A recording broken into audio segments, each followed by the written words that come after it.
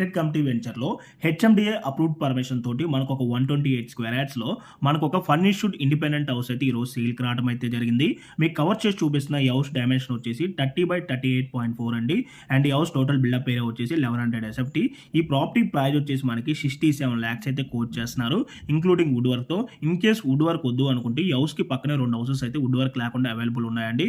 House cost వచ్చేసి 65 lakhs అయితే coat చేస్తున్నారు.